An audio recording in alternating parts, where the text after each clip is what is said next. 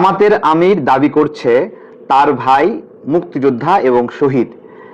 আমার একটা প্রশ্ন, জামাতে ইসলামের নেতাকর্মীরা যারা শফিকুর রহমানকে মানেন, অবশ্যই তার পরিবারের খোঁজ খবর নিয়েছেন আপনারা। আমার প্রশ্ন হলো যে আপনারা এই যে ভিডিও দেখছেন, এখনই এখানে মন্তব্য করবেন যে তার ভাইয়ের পরিচয় যে দেয় সে মুক্তিযোদ্ধা এবং শহীদ। আপনারা কি তার ভাইয়ের নাম জানেন, তার ভাইয়ের পরিচয় জানেন? জিজ্ঞাসা করছি, কেউ একজন বলতে পারবেন যে শহীদ হয়েছে? এটা হলো প্রথম স্তরের প্রশ্ন। দ্বিতীয় স্তরের প্রশ্ন হলো, ডক্টর শফিকুর রহমান দেখাতে পারবে তার ভাই মুক্তিযোদ্ধা ছিল? কোনো সনদ, সার্টিফিকেট, কোনো ডকুমেন্টেশন? আরে ভাই, কারো যদি মুক্তিযুদ্ধের সনদ থাকে সে ঢং ঢঙায় সারা জায়গায় দেখে নিয়ে বেড়ায়। কখনো দেখছেন এই ধরনের কোনো ডকুমেন্টস দেখাইছে? এই জুলাই গণ অভ্যুত্থানের পরে জাতিসংঘ তার রিপোর্টে দুই ধরনের তথ্য দিয়েছিল। একটা হলো জুলাই গণ অভ্যুত্থানের আগে মৃত্যু হওয়া এবং পরে মৃত্যু হওয়া। অদ্ভুত বিষয় হলো যে এইখানে যারা জুলাই গণ অভ্যুত্থানের পক্ষে ছিল না, এইরকম মৃত লোকেরাও জুলাই শহীদ নামে অন্তর্ভুক্ত হয়েছে। তা আমি বলতে যাচ্ছি যে মুক্তিযুদ্ধেও তো অনেক মানুষ মারা গেছে, মুক্তিযুদ্ধে মারা গেলে সে তো শহীদ না। মুক্তিযুদ্ধে তো রাজাকারও মরছে। এই বাংলাদেশ শুধু মুক্তিযোদ্ধাদের রক্তে ভাসে নাই, রাজাকারদের রক্তেও ভাসছে।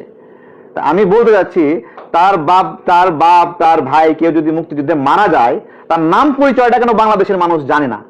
নামের সমস্যা কি? নাকি নাম বের হইলে বোঝা যাবে সে আসলে রাজাকার ছিল? একজন মুক্তিযোদ্ধার পরিবারের সন্তান বিষয়ে আমরা আজকে বক্তব্য শুনতেছিলাম আমাদের ফজলুল কাকার। মুক্তিযোদ্ধা পরিবারের লোক কেউ জামাত করতে পারে না। উনাকে জিজ্ঞেস করে করা লাগবে। এই দলের নেতা বলেন, উনাকে আমি অসম্মান করি না, সবসময় মাননীয় বলে কথা বলি, কিন্তু উনার দলের লোকজন এখানে বসে আছে, তারা আমাকে ফজা পাগলা বলে কথা বলে। উনি চিন্তা করেন তারা নাকি সভ্য, তারা নাকি ইসলাম। আমি যে কথাটা বলতে চেয়েছিলাম, এই দলের নেতা বলেছেন উনি মুক্তিযোদ্ধা পরিবারের লোক এবং উনি শহীদ পরিবারের লোক এবং উনি জামাত ইসলাম করেন। এটা ডাবল অপরাধ। মুক্তিযোদ্ধা পরিবারের লোক কেউ জামাত করতে পারে না। আর শহীদ পরিবারের লোক, মাননীয় সদস্যবৃন্দ ওনাকে বলতে দেন। মাননীয় সদস্যবৃন্দ, অর্ডার অর্ডার, আপনারা শৃঙ্খলা রক্ষা করুন।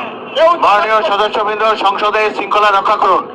মাননীয় সদস্য ফজলুর রহমান, আপনি শেষ করুন, কষ্ট পাইতেছেন। বক্তব্য শেষ করুন। আমি আবারও বলে রাখলাম, শহীদ পরিবারের লোক তো জামাত করতেই পারে না, আর জামাত করলে ডাবল অপরাধ করতেছে।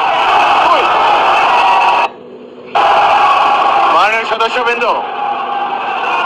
দয়া করে বসুন।